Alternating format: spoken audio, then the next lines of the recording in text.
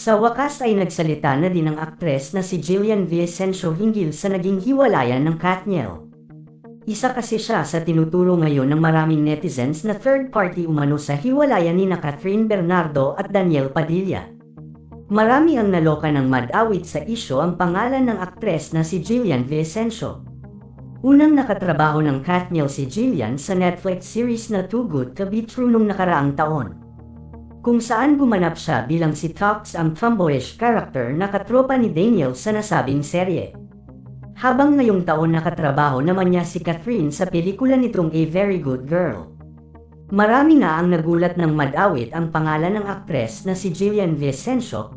Nag-umpisa ang lahat matapos may lumabas na ilang screenshots ng usapan ng dalawang tao na hindi pinangalanan. Sa nasabing convo, sinabi ng mga nag-uusap na si Jillian daw ang dahilan ng breakup ng Katniel, matapos mabisto ni Catherine na may nangyari sa kanila ni Daniel. Ayon pa sa mga taong nag-uusap sa convo, di umano'y umamin pa raw si Daniel kay Catherine na nag-uusap sila ni Jillian. Samantala matapos ang pag-amin ni Catherine na hiwalay na sila ni Daniel, nabunta ng galit ng marami kay Jillian. Sa isang panayam sa programang Marites University, mariing itinanggi ni Jillian na may kinalaman siya sa hiwalayan ni Catherine at Daniel. Iginiit ni Jillian na magkaibigan lang sila ni Daniel. Ayon pa kay Jillian, humahanga siya kay Catherine na tinawag niyang ate dahil sobrang welcoming at maalaga umano itong katrabaho.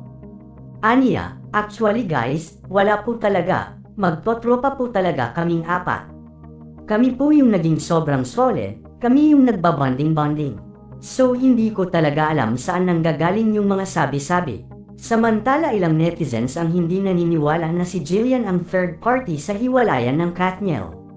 Bagkus ay naniniwala silang diversionary tactic lang ito ng kampo ni Andrea Brillantes para mailihis sa aktres ang atensyon at galit ng maraming Katniel fans.